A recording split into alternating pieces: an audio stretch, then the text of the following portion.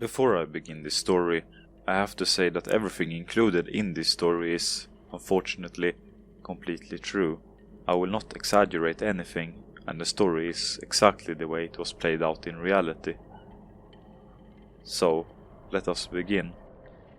The year was 2018, early July, and it was a really nice summer, so I decided that I would go on a hike.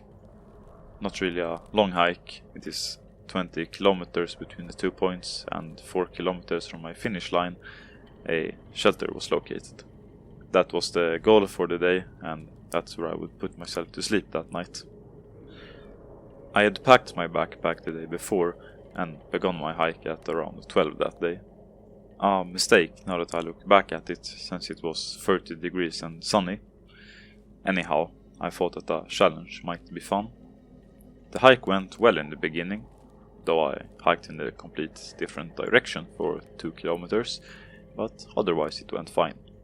When the clock hits 4 PM, I sit down for a rest, thinking that it can't be much further until I arrive at the shelter. Right I was when I 2 hours later arrive at the shelter. The clock is now about 10 to 6. Thankfully the sun was still up, so I didn't have to worry about the light quite yet. Nothing was particularly strange about the shelter itself when I first arrived. It was a calm and relaxing feeling around the shelter, and the lake that it was located at, the type of calm that you usually get out in nature. Though it was something that I found peculiar about this shelter. There was a man there. Yeah, shocking, I know. But the thing that was so strange about this man is that when I greeted him, he didn't respond. He didn't even look at me. Okay, I asked myself with a big question mark. Unsocial guy that once in a long time, I thought. I'll leave him to himself. I removed my backpack and placed it inside the shelter. I made my bed with my sleeping mat, sleeping bag and a thermal blanket I brought to keep me warm. I was getting a bit peckish, so I thought that it was time to make a fire and cook some food. The firewood that was driven out to the shelter with quads was located some 100 meters away. Away I went, constantly looking back at the strange man. After I had gathered a bit of firewood, I went back to the shelter, expecting the man to at least have moved a little bit. But to my surprise, he hadn't moved. Because of my hunger, I wrote it off and didn't think any more of it.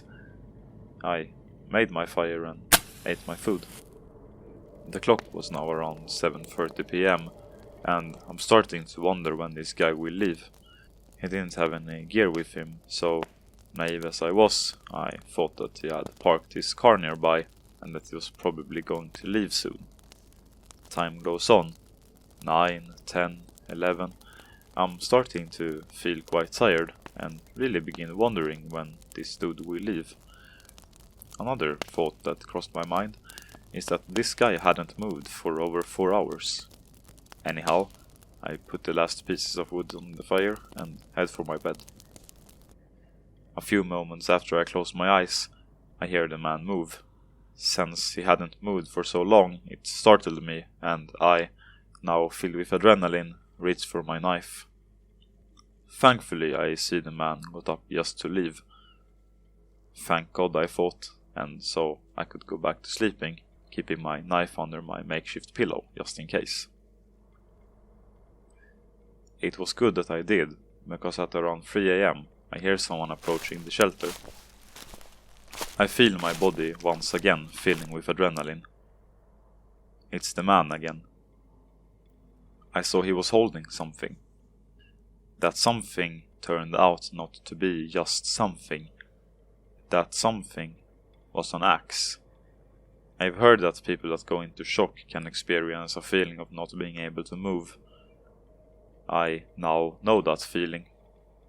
The entire thing felt like a scene out of The Shining. I was scared for my life, trying to lie still, hoping that the man hadn't noticed me, being aware of the situation. But the worst wasn't over yet. I see the man nearing himself towards me. I'm yet again able to reach for my knife, in case the man would attack, but he didn't.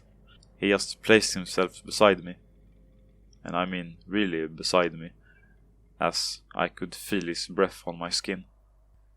It felt like he was taunting me. I swear I could see him smiling at me. The man didn't have a sleeping bag. It was just him. Him and that damn axe.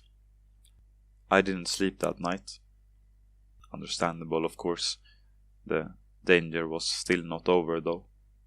The man was still there, beside me. Around 7 a.m, I hear the horrible thing beside me move. Then he just got up and walked away from the shelter like nothing happened. Me, afraid for my life, could finally breathe out and relax. Though I didn't get up and leave until other campers got to the shelter. Who knows, maybe he stood outside waiting for me. Anyhow, the danger was over and I packed my things and left, took the nearest bus home, and finally the danger was over. Finally.